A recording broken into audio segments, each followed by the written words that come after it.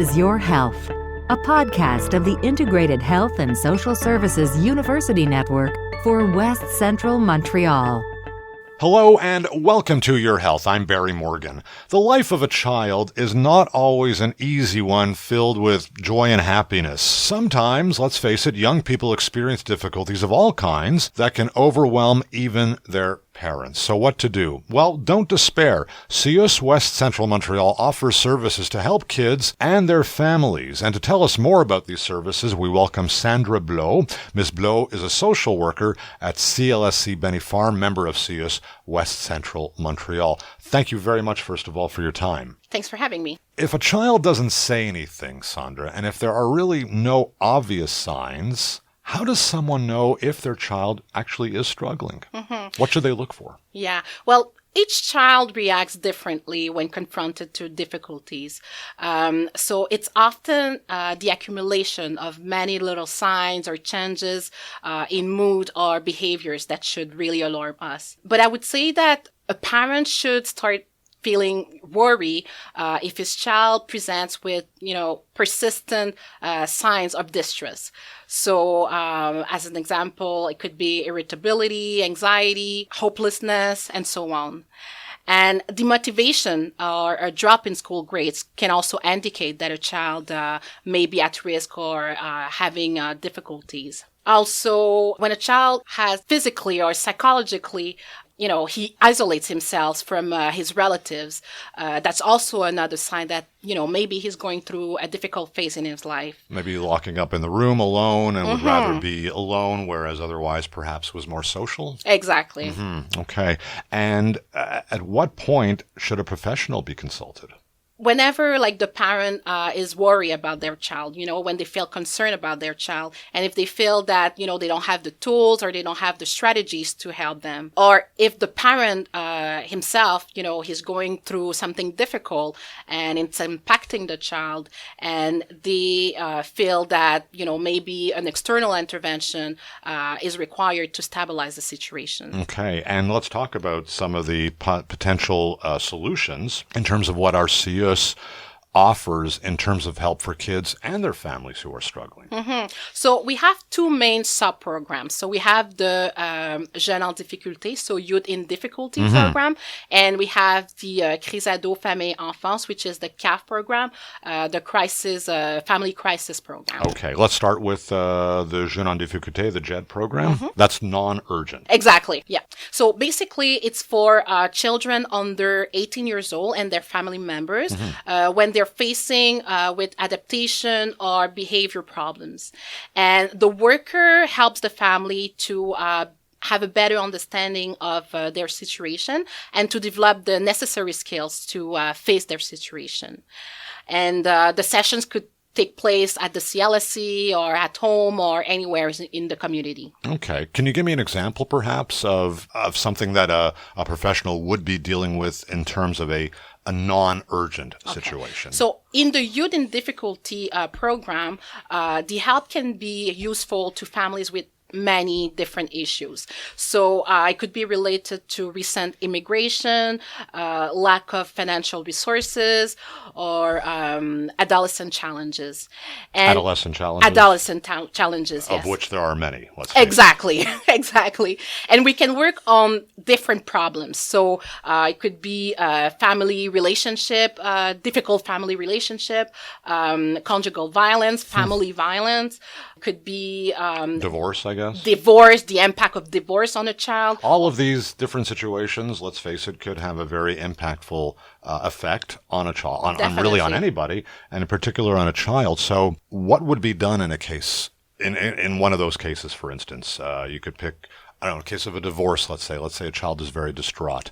What would a child be told in that kind of a situation? So usually we always start with an assessment. So we try to have a better understanding of, the context, what's going on, what is it that the child heard from his parents, because often, let's talk about, little child, maybe 5 or 6 years old, they often think that, they are the reason why their parents are, getting a divorce. So we try to understand, what is it exactly that the child is understanding of the situation. And then we try to address, his needs, and we try to help the parents to be more sensitive to what your child, is feeling. I see. And reassure the child, no, it's not your fault. Exactly. Because as you mentioned, of course, many children, for reasons that are very complex, I'm sure, blame themselves, and then just adds to a lot of the pressure. And these, again, are non-urgent. This could take how long, let's say, to, in a sense, come to a resolution? Weeks, months? It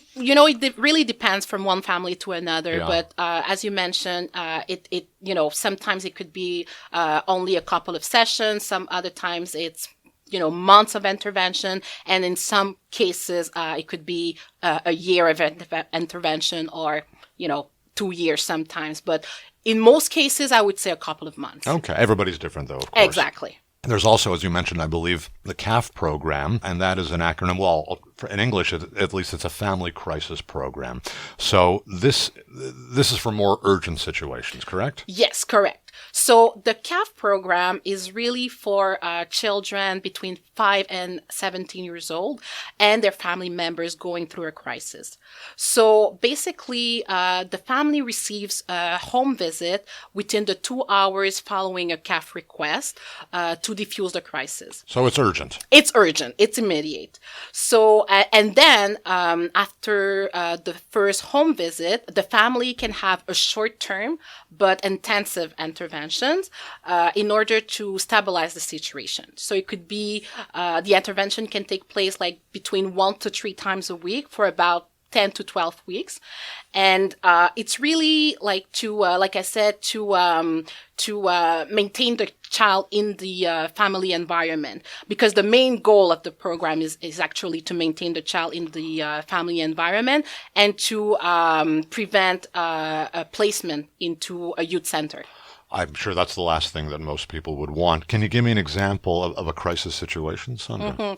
Well, we often meet with parents overwhelmed and parents who needs guidance to accommodate to their child's specific needs. So children showing opposition or impulsivity and drug or alcohol abuse or internet addiction. We also see a lot of families where the relationship between the parent or the child is very, very difficult, or they're having a hard time communicating, and the youth sometimes can threaten to run away, or the parent is so overwhelmed that, like I said, he will threaten to place the child in a youth center. Well, there's your crisis. Exactly. And there's the emotions that are boiling over in the household. So what would be done in a circumstance like that? The first intervention on the first home visit is really to calm down the situation. So usually we would either meet with the child or the parents to talk about, what just happened, and try to find a way to negotiate, for things to be peaceful, at least for that first day. To bring down the heat. Exactly. And then for the other sessions that we'll again try to have a better understanding of where did this crisis started. Sometimes it's the adjustment between childhood and adolescent that's difficult, because the parent often have to make some adjustment when it comes to parenting. And sometimes when they don't, then that's when the child will react. It's terrific that all these services are offered, and I'm sure many people have been helped over the years, which leads me to my next question. Who can actually ask for these services, and how should they ask? In Quebec, teenagers over 14 years old have the right to refuse or consent to services. So therefore, they can make their own personal request for services, and without having to ask for their parents' permission. So a 14-year-old can come to you without even their parents knowing? Exactly. And of course, depending on the situation, mostly we don't have to consult with the parents unless there's immediate risk for the child. But other than that, he can make his own request without informing his parents. Under 14 years old, both parents parents need to give their consent in order for the professional to provide the services. I understand. And who are the professionals, the long list of professionals who work very hard to help these young people and their families? So in the Youth in Difficulty and the CAF program, it's mostly social workers and psychoeducators. I see. And there are references if necessary, I guess, or how does that work?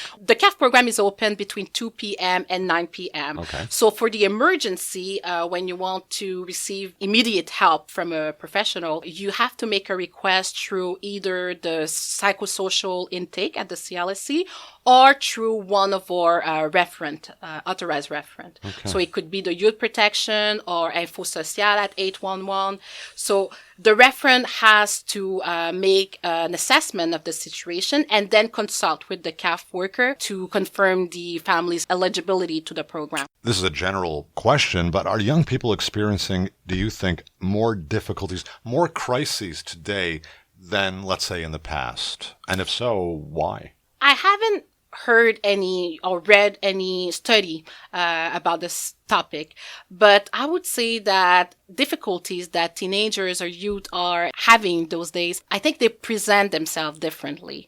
I don't necessarily think that there's more issue, but I think they present themselves differently, like with the internet and everything we have access to today. And I think that as a society, I think we're more sensitive to what they can be going through. So we're more aware. We're, as you said, maybe in the past, 20, 30, 50 years ago, somebody might not have even noticed a particular behavior.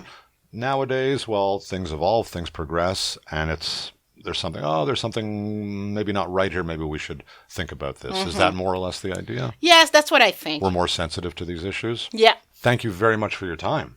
Well, thank you for having me. That is Sandra Blot, a social worker at CLSC Benny-Farm, member of CIUSSS West Central Montreal. And if your child is showing signs of difficulties in his or her life, well, you're invited to contact one of CIUSSS West Central Montreal's 5 CLSCs, CLSC Côte-des-Neiges, Park Extension, Metro, René-Cassin, or Benny-Farm. And that's it for this edition of Your Health. Thank you for your time. To hear our previous programs, you could find them at podcast.ciusswestcentral.ca. That's podcast.ciusswestcentral.ca. Let us know if there's a topic you would like us to explore in the future. I'm Barry Morgan. Until next time.